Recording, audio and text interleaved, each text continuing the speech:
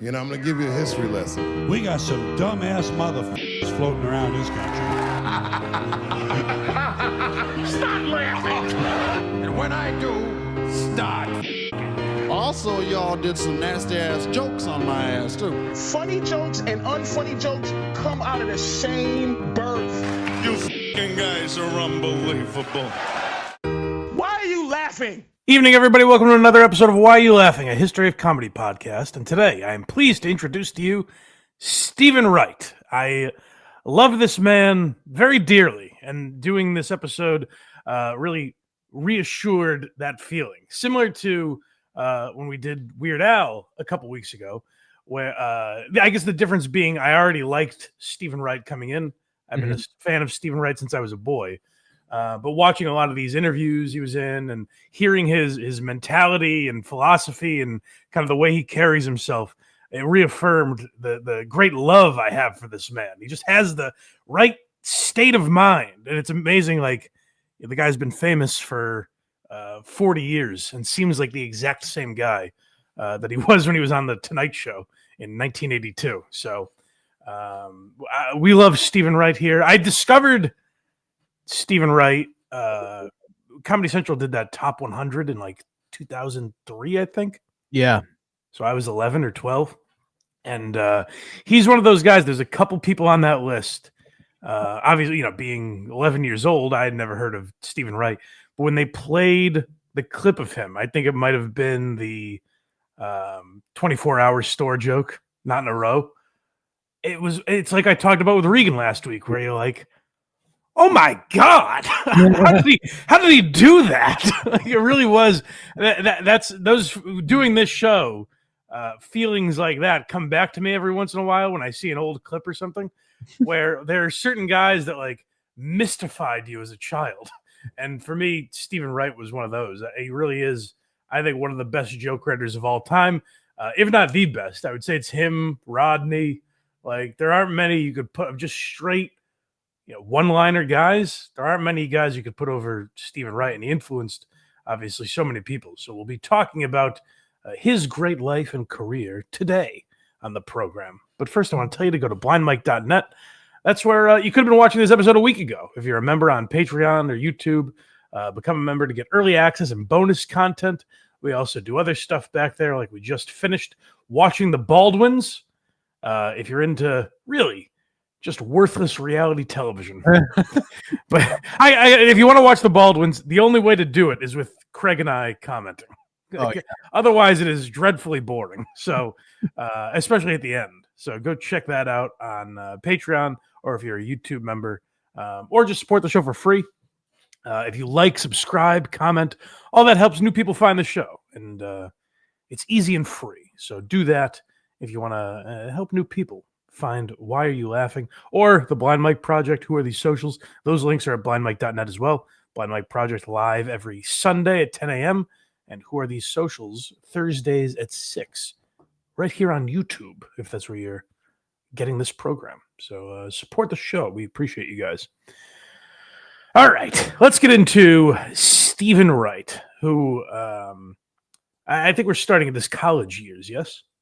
Yeah, and if Carl's listening, please block your ears. It's with Mark Maron, so we don't want to offend him. I'm sorry. It's only one clip this week, Carl. We're sorry. I thought the guy did good interviews. He was very against it for some reason. There's two. Oh, there's two. Okay.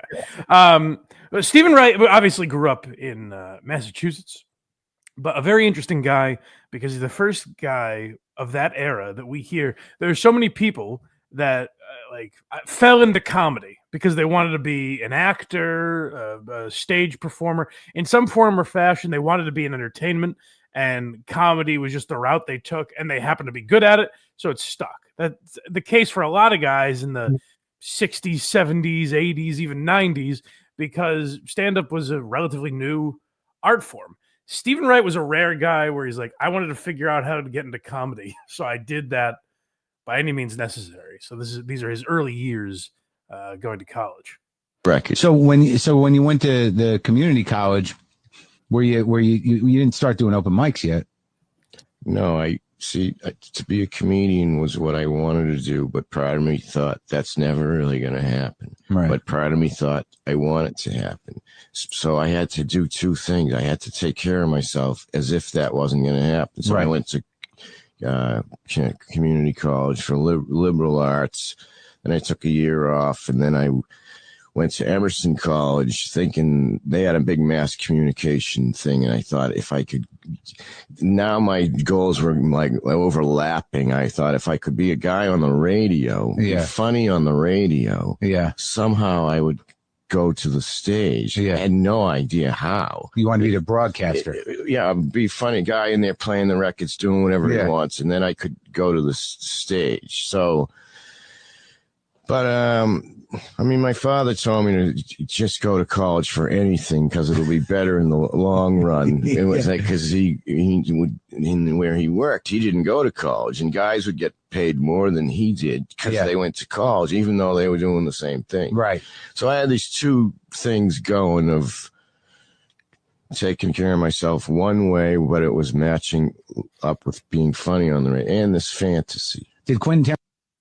It's so. I love hearing that because it shows what a pure comic he is, and it shows how much he loved this art form. Where a lot of guys in that era were just like, "Let me get on the Tonight Show somehow," and they see an open mic and they're like, "Well, maybe I could do this."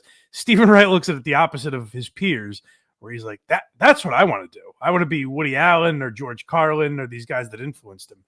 And he's like, maybe if I'm on the radio, I can figure out a way into comedy. And he has actually an oddly great voice for like a weird radio guy, which you could be the next David Allen Boucher. That's right, which Tarantino proved in Reservoir Dogs, which we'll touch on. But honestly, as much as he is a weird, unique voice in comedy, if you are in Boston for enough time, you'll hear a few Steven Wrights where it's like that slow, and then they'll spew out something brilliantly funny, and you're like, Jesus, I wasn't expecting that. Yeah, I enjoyed doing open mics, and you'd see them there still, and they fake the confidence of Steven Wright, and it's just very funny watching it not work. Yeah, Steven Wright's a weird guy because he's seemingly easy to copy. Yeah, like on the surface, it seems like, oh, I could just be the next Steven Wright. But his jokes are so brilliant that it's really hard to duplicate them. I mean, really the only guy that's done it and made it his own is Mitch Hedberg. Correct. I mean, Dimitri Martin is very Steven Wright. Jeselnik has clear Steven Wright influences, but is his completely own guy. Steven Wright, there's no one that's attempted to do it like Steven Wright and been successful, other than, I guess you could make the argument for Hedberg. You know what's funny though is you can tell he's who he is on stage because every time I'm listening to him in an interview, I'm like, "Oh, punchline's coming." Well, he also thinks. I think of Mark Normand a lot when I hear Steven Wright talk because he thinks in jokes. Like he was telling Marin about he lived in Colorado for a while and he was working shoveling snow off of roofs.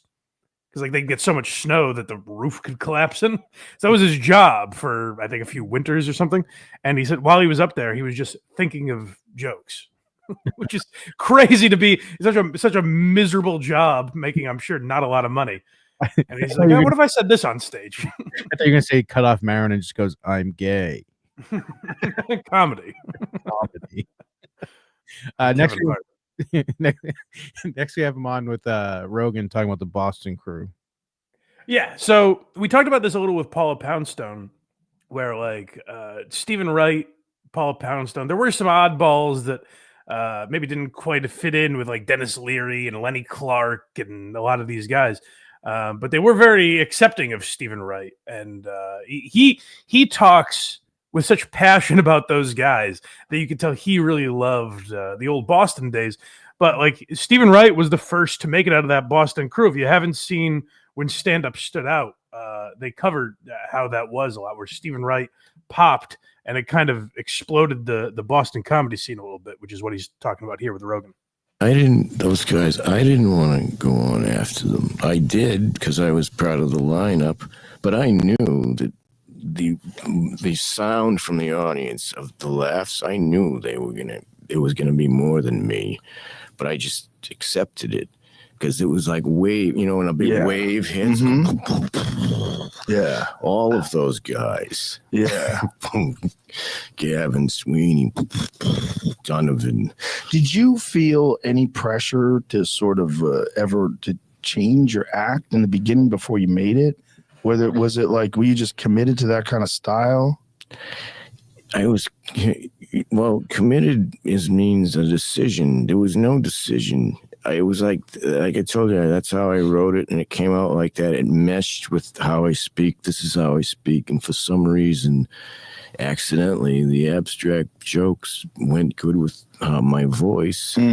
But the audience, they weren't thrown off from it. People ask me, well, it was different. Would the audience take a while to come around? And they didn't, because right from the first 3 minutes, they laughed at some of it, and they didn't laugh at other things. So then I knew right then it wasn't how I was saying it or my voice or anything. They don't care about anything. They don't give a shit as long as it's funny. Yeah. It's so interesting to hear that, because that what seems like a character of Steven Wright feels so calculated and like such a decision. I think now it would be. I think if you saw a guy like this talking real slow like that with just these brilliant jokes, I think it would be a decision to be like. But Steven Wright like kind of just lucked into it. Like we'll hear a little of him on Opie and Anthony, and he tells a few stories. And at one point, I think Anthony just says like, "So what you're telling me is you're the luckiest bastard in Hollywood. Like you just backed into all these things." And Steven Wright's like, "Yeah, pretty much." Like he has such a great perspective on it. But the other thing was him talking about those Boston guys. He talks about them with such love and reverence. He really loves like Don Gavin and Steve Sweeney and all these guys he came up with. I don't think we have any clips of it, but I listened to him with Greg Fitzsimmons, and Fitzsimmons was telling some story where he's like, "I used to live next to Mike Donovan. You know him?" And he goes, "Oh, I love Mike Donovan." It's the most energy you've ever heard out of Steven Wright. Really? He's like, "I love Mike Donovan." And Fitzsimmons mentioned Don Gavin, and Steven Wright's like, I got to give him a call. I haven't talked to him in like 2 months. You think at that age, like I haven't talked to him in 25 years. Yeah. Yeah. Man, it's been 2 months. I need to give Don Gavin a call. That's a very hilarious amount of time. He's pro. Yeah. And it is interesting too, because all those guys, like, I'm trying to think of who. Oh, you know what? It might have been Voss on Rogan telling these stories about like when he went up to Boston and they would pay you in Coke. Yeah. Like, they would give you the option, like, we'll pay you in cash or Coke.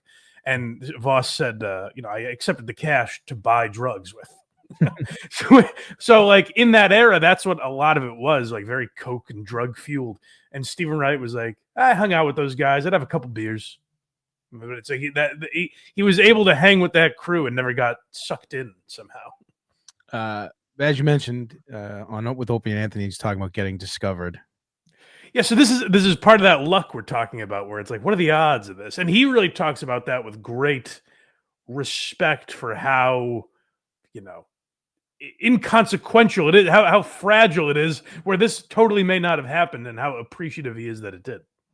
3 years still is like, it had to be a little nerve-wracking, though, because goddamn, especially then it was Carson, surreal. It was surrealistic. I mean, I wanted to go on there, like, that's why I wanted to do this, to maybe someday go on there. When I got it in my head when I was 15. So then, like, doing in the clubs, and then, like, Peter LaSalle came to Boston. He was the producer of The Tonight Show. He came to look at colleges for his kids. Oh, Jesus. Wow, in the summer of 82.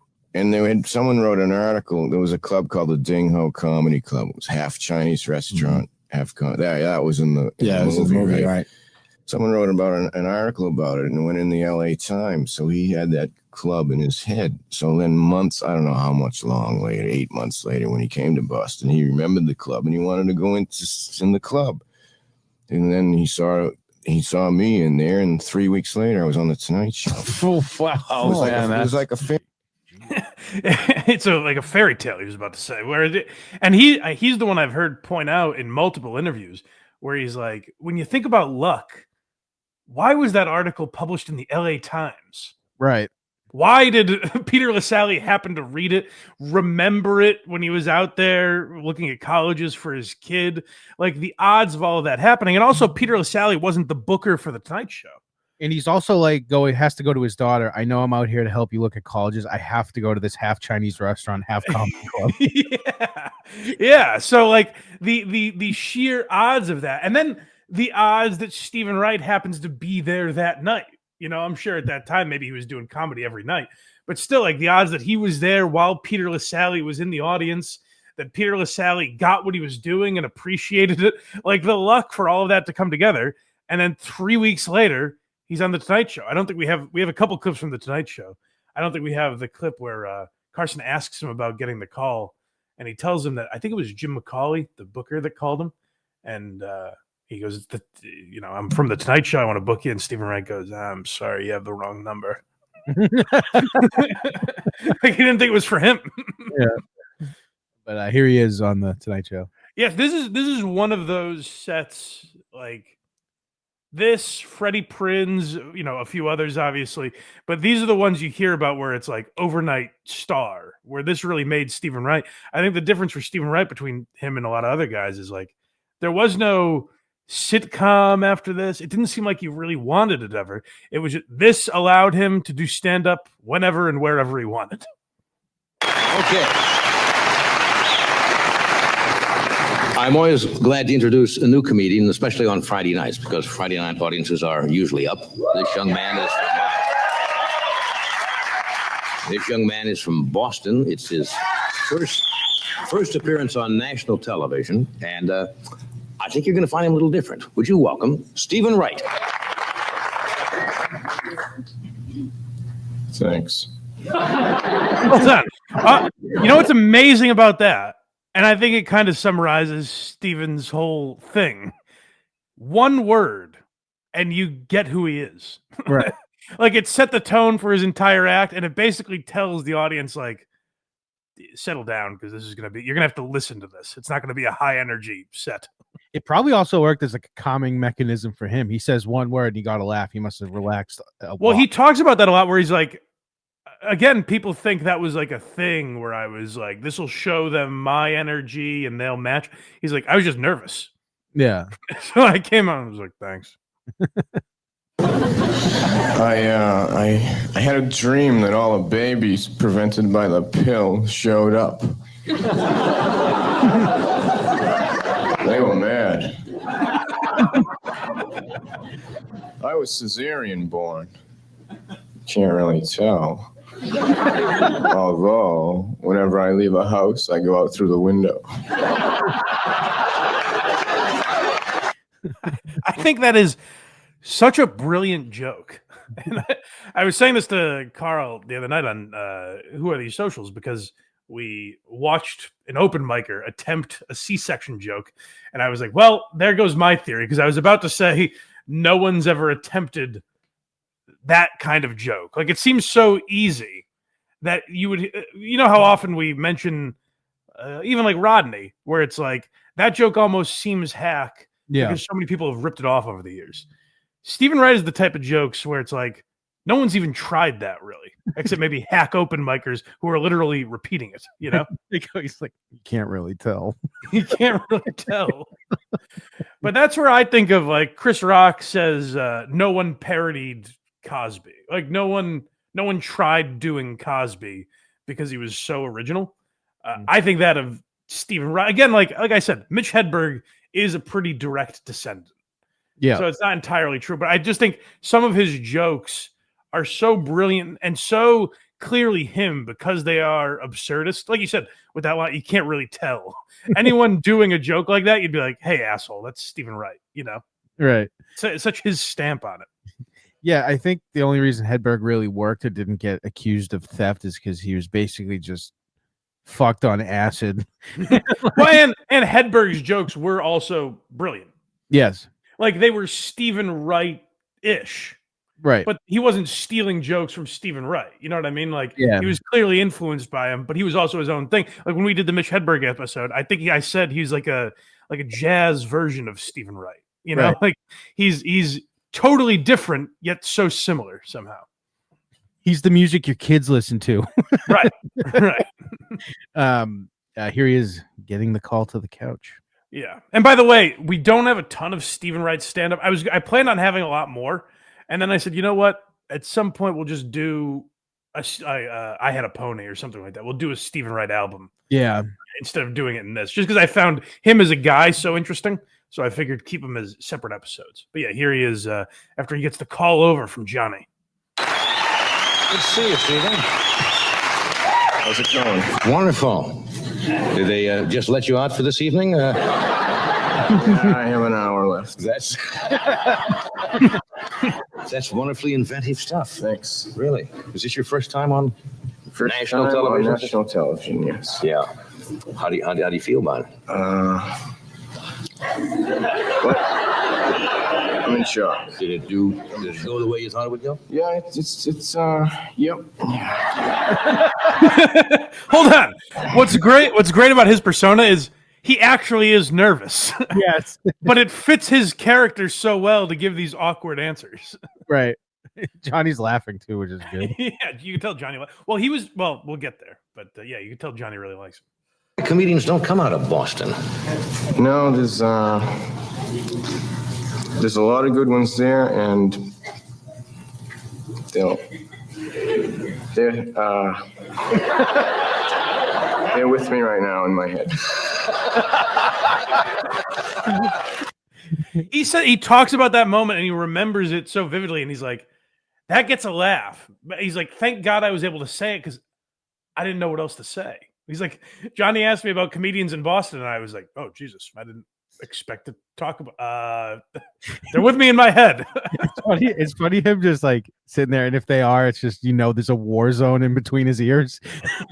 Well, it's impressive too, as seemingly methodical as he is. Like I said, if you hear him talk, he's kind of like it's just an accident that it comes out this way.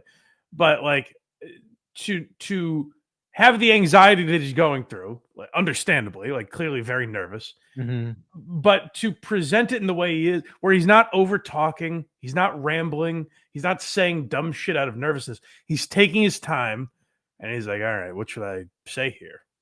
Which is a very interesting. It's the opposite. Anyone else would be like, oh, there's Don Gavin, there's Lenny Clark, there's then let me tell you about them all, Johnny.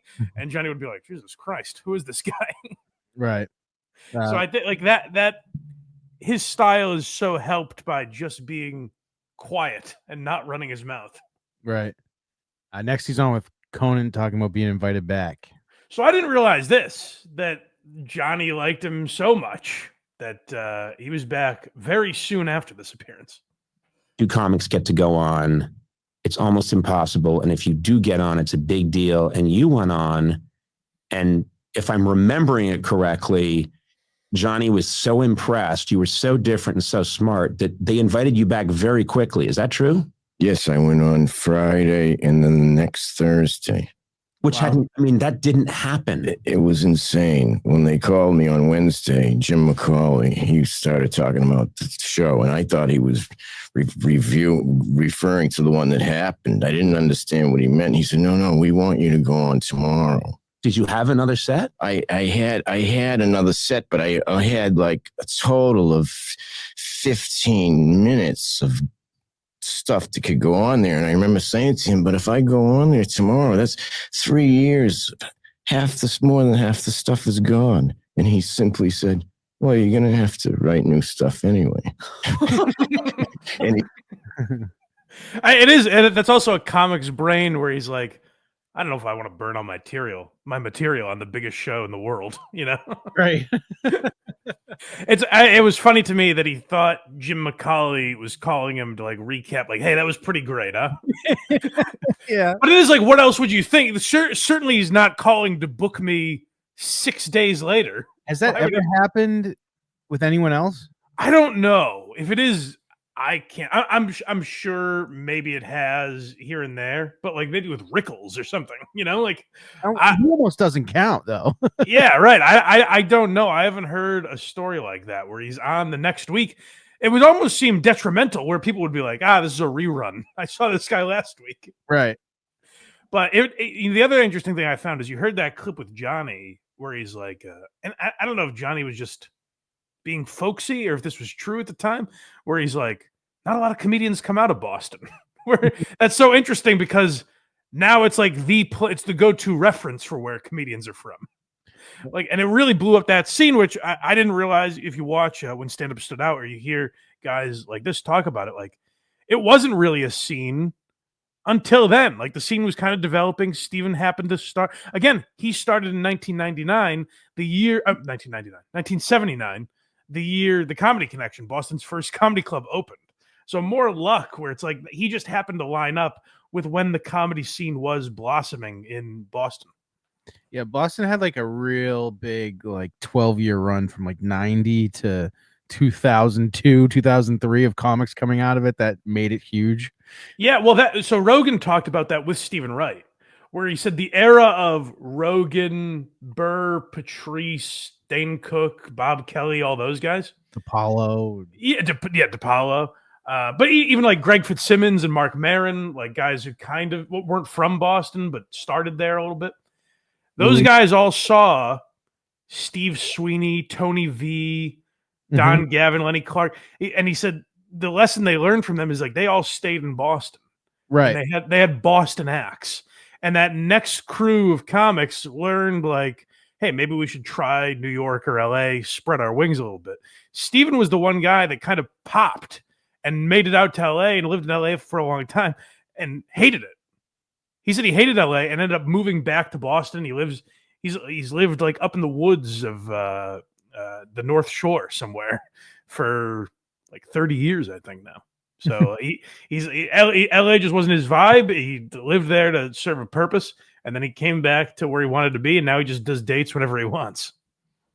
It's got to be wonderful. Yeah. That's the life, by the way, we talked about with Regan too, where it's like you'd be lying to yourself if you don't look at like arena comics now or whatever and think like, oh, that'd be awesome. But I think most people starting comedy, if you told them they could just be Brian Regan or Steven Wright, that's the real dream. Right. Where it's like live wherever you want, make your own dates. You're not swarmed with people, but you can sell out a theater the minute you put it on sale. You know? Like, that seems like the real dream and the real sweet spot. Next, we have him on with Opie and Anthony talking about his delivery.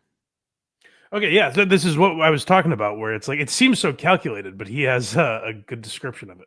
Stand-up is such a, like I watched recently with the HBO. What was the young comedians thing you did? It was, I think, at Catch in New York. They filmed it. When Alan King is the host. The host, yeah. Wow, yeah. That was in '82. 82. I remember Steven from that. Yeah. I used to watch those when I was younger. I used to watch those all the time. And to see a stand-up being so opposite with everybody else, because everybody, especially in the early 80s, was fucking high energy and crazy. Yeah.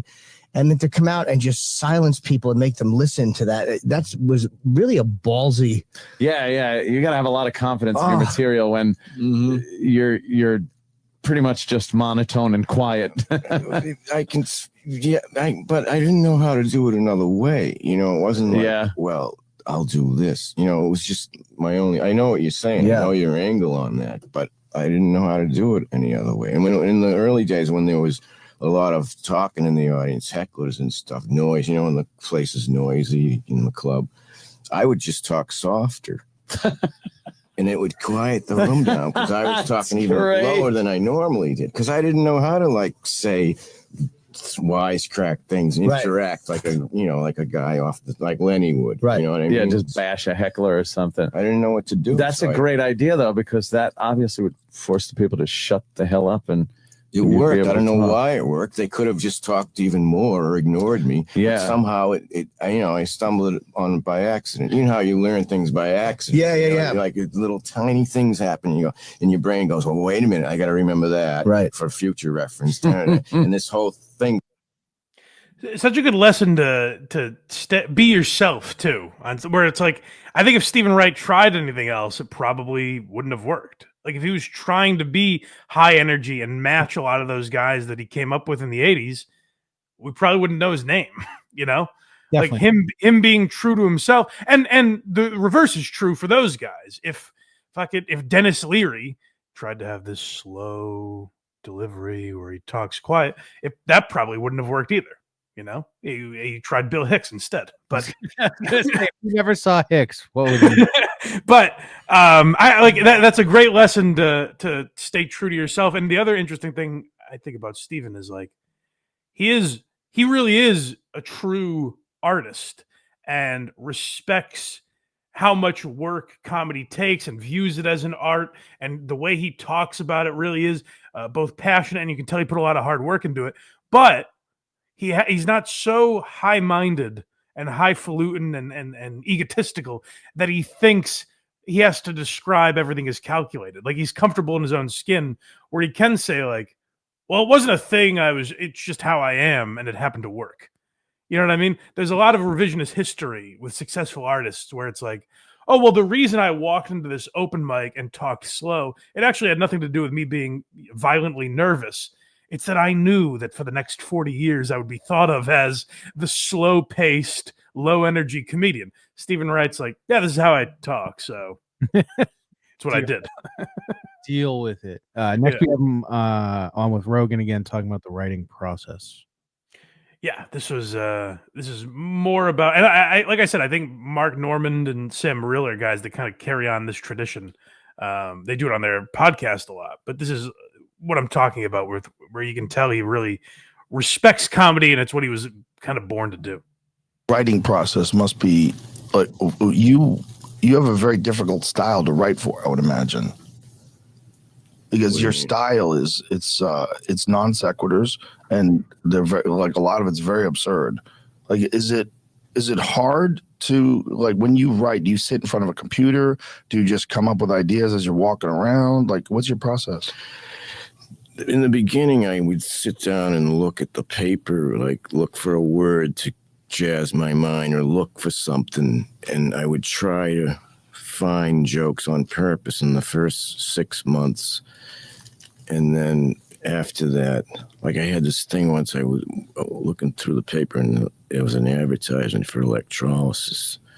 And I thought, what an interesting word. Just the sound of the word, what it means, both things at once. What the hell? Like, so I made a note of that. And then, I don't know, my mind, because your subconscious is like a factory. It's working when you don't even know that it is. You're minding your own business. You're in line doing something that's this just in.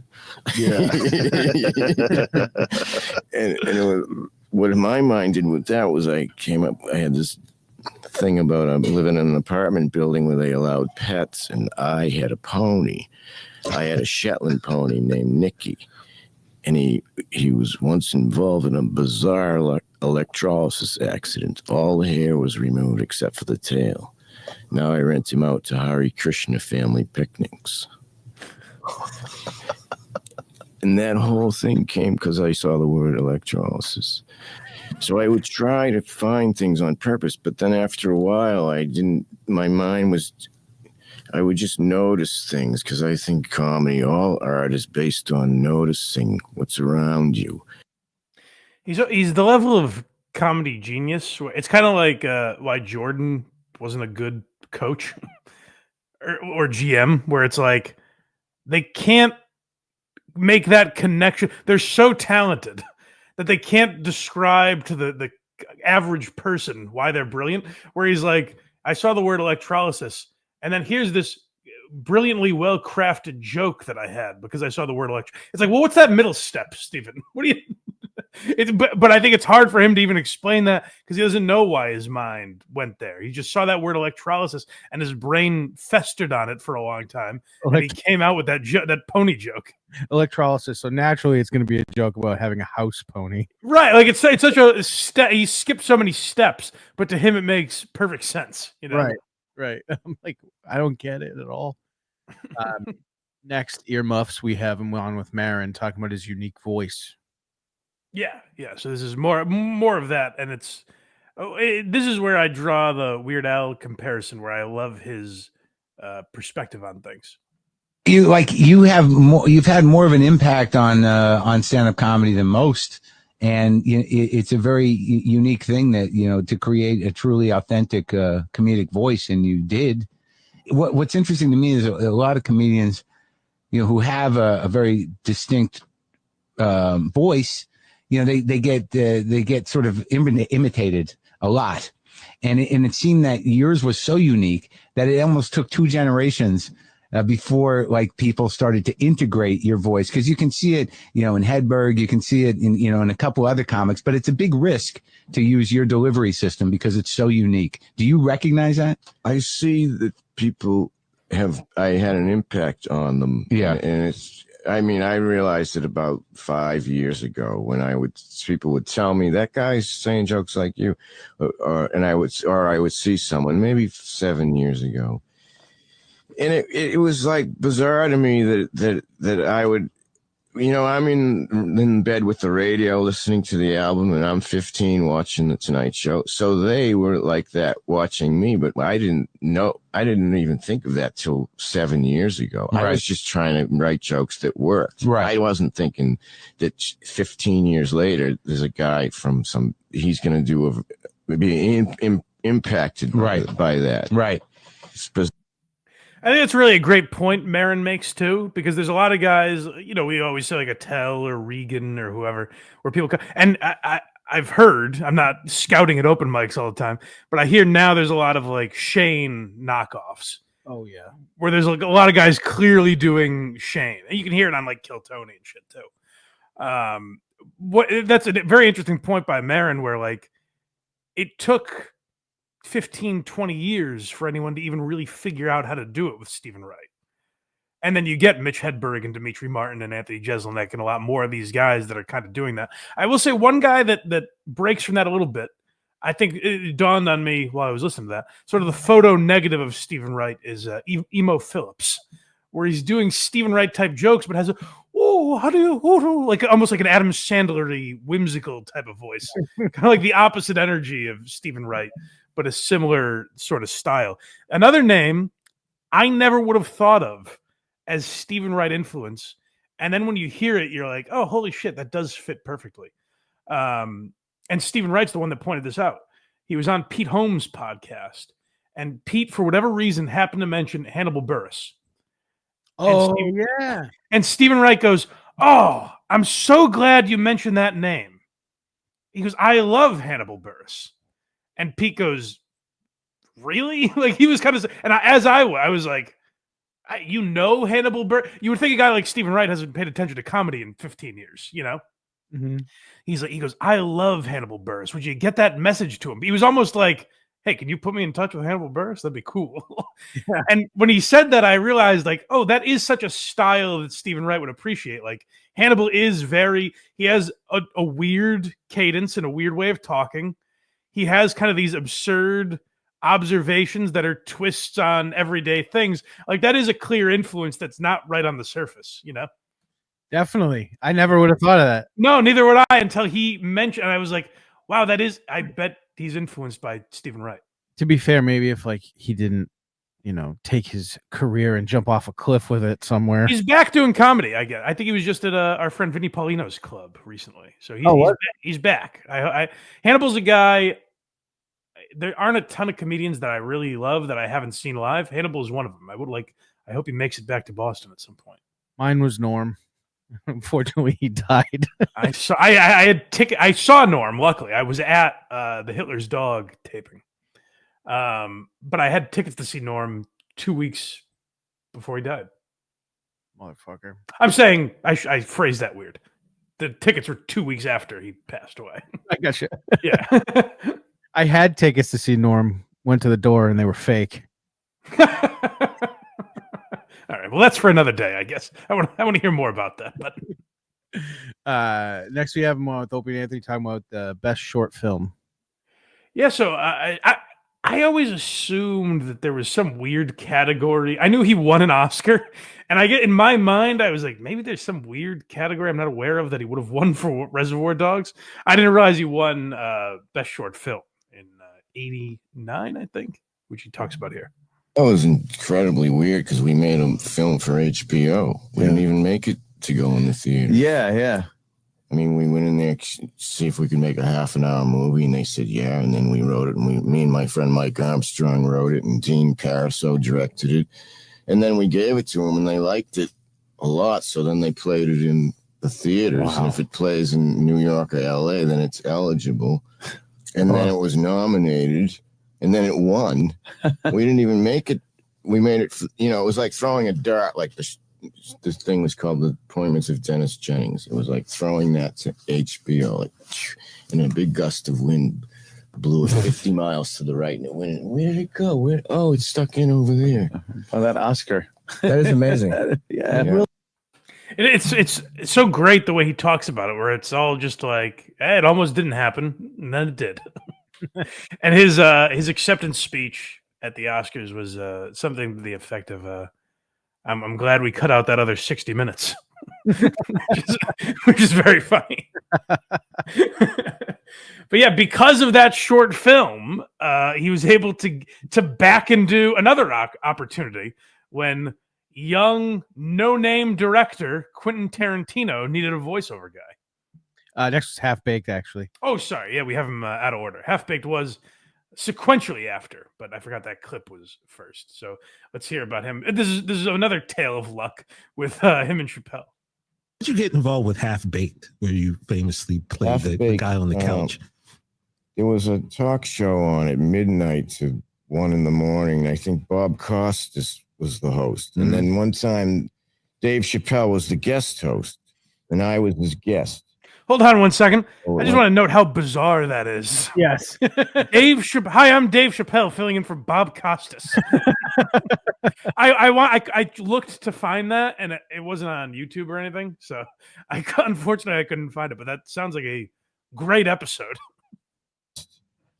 So when the show was over, I said, yeah, we should be in a movie together. And he said, oh, I'm making a movie right now. Do you want to be in it? I said, yeah, all right. That's how it happened. Why even say that? Hey, we should be in a movie together. The odds that he's making one. And Steven Wright's like, all right, I guess I'll be in it. It's almost like he said it knowing that he was doing a movie. Maybe Steven's more of a schemer than we realize. Next we have Reservoir Dogs. Yeah, so this is what I was talking about. Where it's like it didn't dawn on me till I heard them talking about it. Where it's like, I forget this was like Tarantino's first movie. No one knew who the fuck. In my mind, it was like anyone would be trying to get into a Tarantino movie. Steven Wright at this time is bigger than Tarantino, so this is how it worked out. And you're the voice of the DJ in Reservoir Dogs, right? Dogs, yeah. What did Tarantino just reach out to you? No, what happened was there's all these flukes. I made a short film called The Appointments of Dennis Jennings, directed by Dean Paraso, and Sally Menke. She edited the movie, and then a few years later, she was editing Reservoir Dogs, and she was talking to him. They had the concept of the guy on the radio, but they didn't have the voice. And she just said, how about Steven Wright? Because I was friends with her for a few years. And he said, oh, yeah, I like that. See how all these accidents. It is great. And like, I'm sure Reservoir Dogs would have been just as good if they got Casey Kasem to be the voice. It would have been its own wacky thing where it stood out as weird and didn't fit the mood.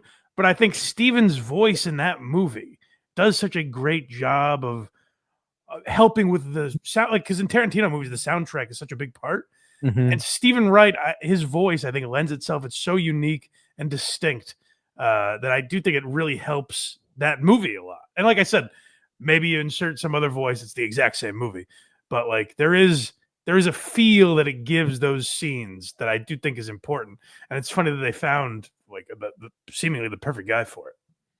It's so funny. I never realized that was Steven Wright until this. And I was like, and then you just like, oh, really? Yeah. Yeah. It never like dawned. I'm like, why would he be in this movie? Well, and the funny thing was too, and Marin asked him about this, but Steven Wright was like, I don't think so. He was like, did they know you were a radio guy? And he's like, I don't think so, but that's a thing Tarantino would do, where he's like, actually, Steven Wright did radio at Emerson, so I'm going to make him the radio guy in this movie. And he would just know that. Yeah. Next, we have him talking about joke ratio with Rogan. Yeah. Oh, by the way, the another weird thing I wanted to mention. We talked about this with Paul Poundstone. How odd this is. Maybe it's a Boston thing or something. Steven Wright also doesn't have an opener, so he's like, yeah, I do 80 minutes. I don't want people to be tired by the time they leave. So, but this is him talking about like kind of the jokes that fail that he tries or don't always work? I don't know what your batting average is, but only 1 in 3 or 4 jokes that I write gets a big enough laugh to stay in the act. Yeah. So I try it 3 times. If it gets nothing 3 times, I know it's never getting anything. But if it works once, I don't even really count on it because it might have been a fluke, you know, what the audience, how I said it, the mood of the audience. But if it works 3 times, then I can trust it. But if they don't laugh at it 3 times, then I get rid of it. I don't even remember what it is. I get rid of it. But I don't think that I was wrong. I still think it's funny. If I wrote it down, I think it's funny. Otherwise, I wouldn't write it down. But they don't agree with me. They're in charge. They're the editors. Don't you? The audience is editors. They don't think they're the editors, but they're going like this, and they're in charge. So I just throw everything out that they don't. That's also a unique mentality where you hear a lot of people get like mad at the audience for not getting it, but he's kind of like, well, I'm here for them. I have to make them laugh. So it's not working. I have to do something else, you know? Right. But I would love to hear an album of all the jokes that didn't work. Like I want to hear those jokes because I bet here's the thing about Steven Wright. Even if a joke sucks, which I've never heard a Steven Wright joke that sucks. Maybe not. There's some that I don't love as much as others. I've never heard one that's terrible, but they're all such unique ideas where it's like, I don't even care if it's funny. I'd like to hear the idea you came up with. Yeah. You know what I mean? Like, where's your brain at? Let me hear it. Right. Like, and how did you get there? Yeah. That'd been funny. Next we have him with Rogan talking about mistakes. Okay. Do you ever do multiple shows in a night anymore? No, I haven't done that in years and years and years because it was just too many one-liner jokes. I wouldn't know if I already said it before. One time I was doing that and I started into this joke.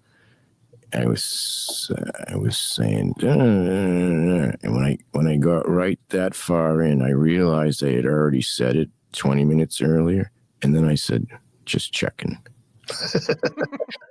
And they die laughing. So then I put that in on purpose. Every night I would start the joke, one of the jokes, as if I didn't know I said it, and you can feel them getting uncomfortable. Just checking. But that's an example of how mistakes, don't you soak up mistakes? Like accidents, like your brain is like a computer. Oh, that worked. Oh, that worked. Mm-hmm. I need that half a second. I need that. Oh, yes, yes. It's so great, like just his brain working that way it's actually like inspiring because so many people have that story of something like that happening to them and then just panicking and not knowing what to do. He is so present of mind that he's able to turn that into a joke, like you heard with Carson, where he's like super nervous, obviously, but he's like, they're all with me in my head. You know what I mean? Like him taking his time gives him such ability because you don't need him to say something every second. With a lot of guys, that pause would be like, oh, he's shitting his pants right now. He's nervous. He's freaking out, whatever. With Steven Wright, you're like, ooh, is this part of it? Like it buys him time, you know? Right. Yeah. Next we have some of his stand-up, actually. Okay, good. Let's hear a little more. Like I said, we'll do a full Steven Wright stand-up episode at some point, but I wanted to at least include a little bit more because the jokes, I think, are just so brilliant and weird and make you wonder how he came up with them. It's my birthday recently. For my birthday, I got a humidifier and a dehumidifier. Put them in the same room, let them fight it out. Then I filled my humidifier with wax. Now my room's all shiny.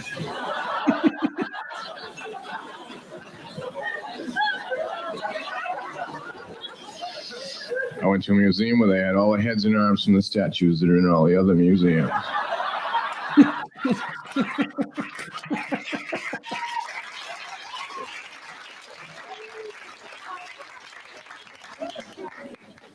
I had trouble going home from there because I parked my car in a tow-away zone. When I came back, the entire area was gone.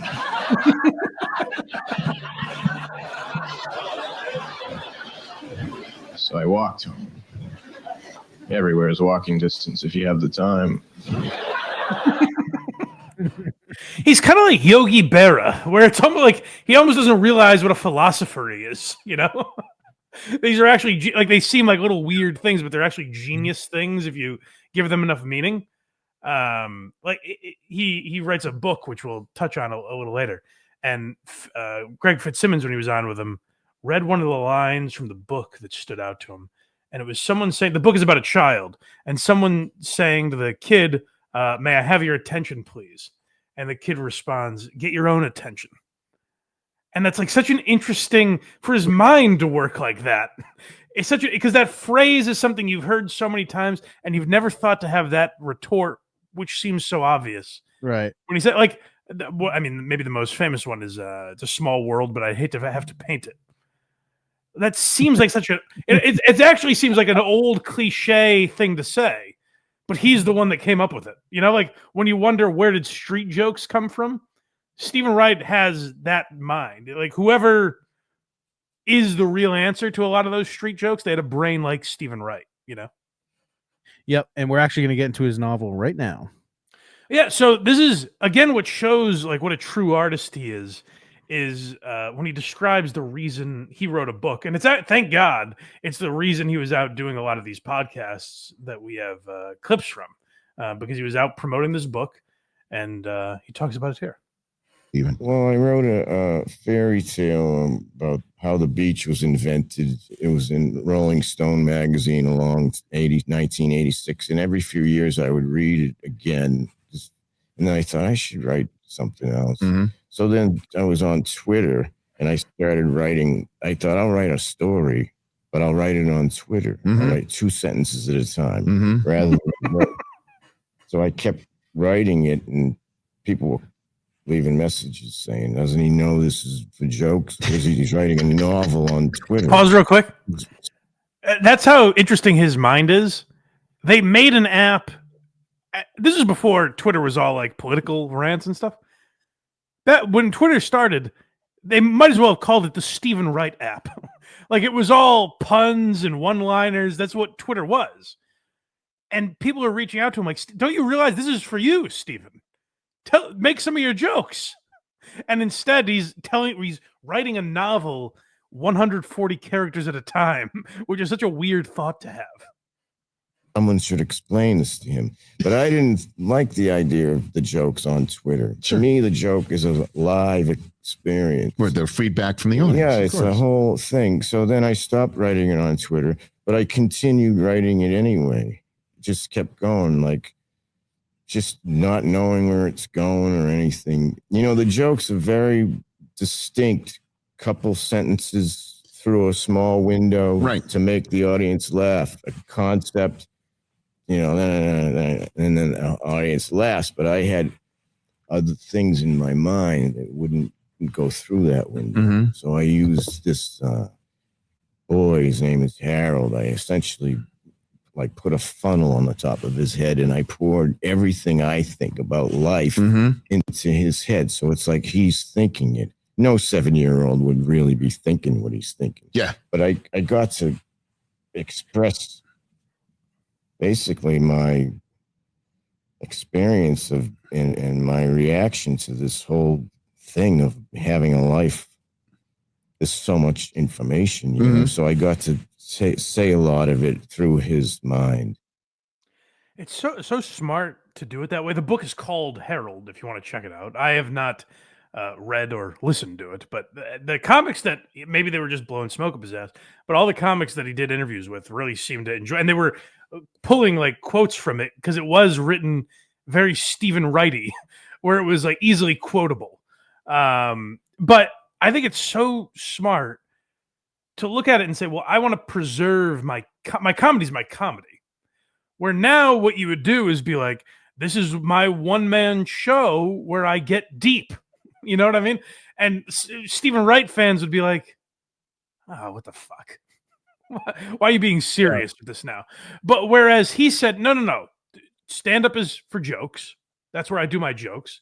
I do have other more introspective thoughts. He obviously has the short film that won the Oscar. And he had another short film that he referenced from like the late 90s that is about like a guy gets back from war and starts thinking about the meaning of life.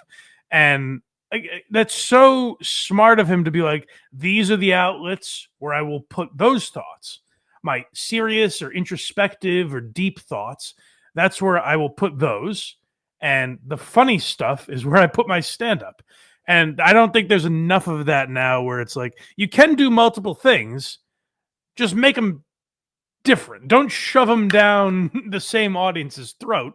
Let them stand on their own. And if people find it, they find it. Again, Steven Wright wasn't some huge filmmaker or some huge author. He just said, hey, I want to do these things because it's a different creative outlet for me, which I think is such a respectable way to go about it. We're at our final clip. Oh, man. I know. I was enjoying talking about Steven Wright. Craig mentioned it to me before the show, and then I'm like, did I look? Because there's got to be Norm talking about Steven Wright. I can't remember.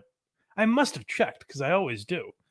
But no Norm this week, unfortunately. Although we did mention him naturally, which is nice. But we're ending with Steven Wright's favorite Steven Wright joke that I thought was very funny. He's telling it on Rich Eisen's show here. Maybe a ridiculous question, but I'll ask it anyway. What's your favorite joke that you came up with? Do you got one? Out of your vast career? One when you're like, I have a favorite joke, but it's not the audience's favorite joke. Okay.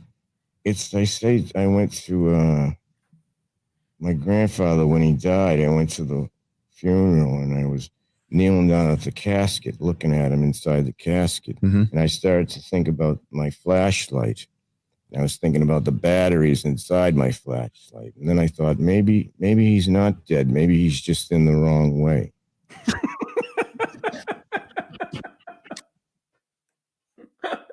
In the wrong way is such a funny way to think because it doesn't make sense, but you totally get what he said. Like I said, the Yogi Berra thing. Yeah. You know, it gets late early out here. That type of where it's like it doesn't actually make sense, but then if you give it some, you're like, oh wow, that is a genius way of thinking of it. He's in the wrong way. It's such a unique brain for his mind. And what's really great about it is that once he says it, it seems so simple and almost obvious, but no one's getting there before him. If that makes sense. Like no one's getting to that, which inherently makes it smart. Like no one was able to get there, but once it spews out of his mouth, you're like, well, that was right there in front of all of us. How did we not make that observation or connection there? Yeah, that's very clever. Yeah, very clever. I love Steven. Like I said, I loved Steven Wright already, and then learning more about him doing this episode made me love him even more. So, shout out to Steven Wright, a great man and a true legend. And really, like, paved the way for so many other people. Like, I have a hard time saying invented a genre because, like, one-liners existed before him. You know what I mean? Like, he was influenced by Woody Allen, and there's an element of Woody Allen you can clearly see in Steven Wright. But the way he does it, I think, is so unique and really did. Like we mentioned, we said Hedberg and Dimitri Martin and Jeselnik and Mark Normand and these guys that are clearly influenced by Steven Wright. He kind of created his own pathway that, I mean, we talked about it already, but really doesn't get enough credit as being one of the most influential guys in comedy when you talk about like his voice and what it did for all the people that followed him. So respect and shout out to the great Steven Wright. We love you, buddy. And if you love Steven Wright, go to blindmike.net. It's what he wants. If you want to honor Steven Wright, support this program. And, send it to Steven Wright or whoever else you think might like this episode. Share it, like it, comment. All that stuff helps boost us in the old algorithm. And if you go to blindmike.net, that's the easiest place to find all those links. We are on wherever you get podcasts, YouTube, Apple, Spotify. And you can also become a member to get early access and bonus content. Patreon and YouTube links are also at blindmike.net, so check that out. And you can check Craig out at verygoodshow.org. If you're a Craigophile and want more Very Good Show, then go to verygoodshow.org and support Craig, will you? Yeah, do it. Come say hi. Yeah. All right. Anything else? Nope. We'll talk to you next time on Why Are You Laughing? Zip it up and zip it out.